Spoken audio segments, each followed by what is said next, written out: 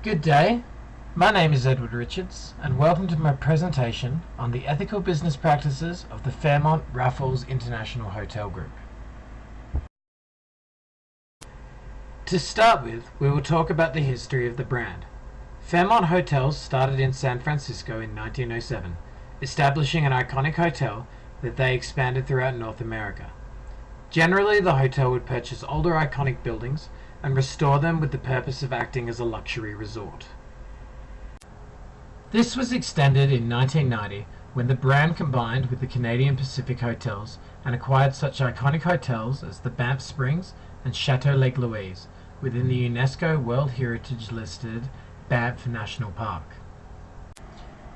In 2006, they combined with overseas brands Raffles and Swissôtel to create a luxury group of hotels known as the Fairmont Raffles Hotels International.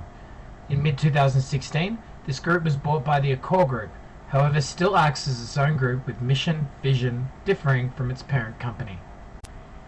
Although we will be looking at the group as a whole, this report shall focus on the case of the Chateau Lake Louise, when giving examples of ways in which the group implements corporate social responsibility and ethical policies. Corporate social responsibility is defined as a set of voluntary corporate actions designed to improve corporate actions. These corporate actions not required by law attempt to further some social good and extend beyond the explicit transactional interests of the firm. Corporate social responsibility can be broken down into four parts: the economical aspect, the legal aspect, the ethical aspect, and the voluntary philanthropic aspect.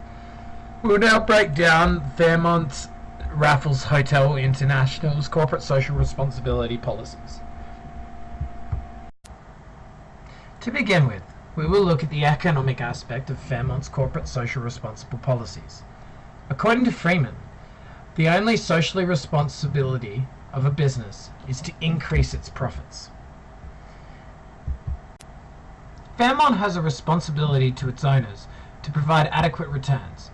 Each hotel and resort with the group has their own owners. Lake Louise, for example, is owned by the Oxford Group, whereas other in the chains are owned by Wrights or other individual enterprises. This grouped franchise structure means that all hotels have a financial responsibility to achieve profits for their direct owners and the group headquarters based in Toronto, regardless of where in the world they are operating. However, as a part of a branded group, each hotel must be conscious of the other aspects of corporate social responsibility. Put simply, businesses need to adhere to the laws that govern where they operate. Laws are designed to protect people and businesses from harm, and often regulate companies when governments feel they can't regulate themselves. An example is the way that the Fairmont Chateau Lake Louise is strict in adhering to the work hours and timeframes implemented by the Alberta and federal governments within Canada. These entitle workers to work no longer than 12 hours and have at least a 30-minute break should they work more than 5 hours. When it comes to adhering to the laws, the Fairmont Group have a reputation, not just in Canada, but around the world, for following government guidelines and regulations that are in place.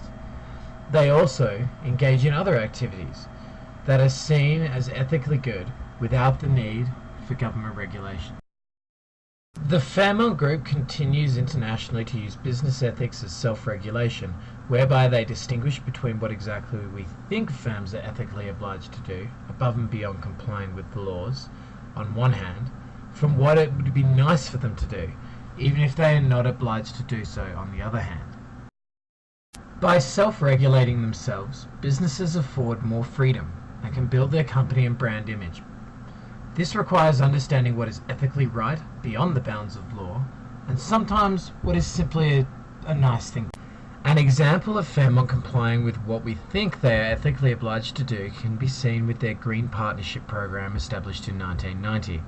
It provides a guide for all hotels and resorts within the company globally to work towards a sustainably environmentally friendly future without the need for government regulation. The program was later named the Sustainability Program in 2013, and as an ethical decision, not only was a good thing to do, but also reduced costs with waste management, electricity and recycling, benefiting the brand image and leading to greater returns. Created using Powtoon.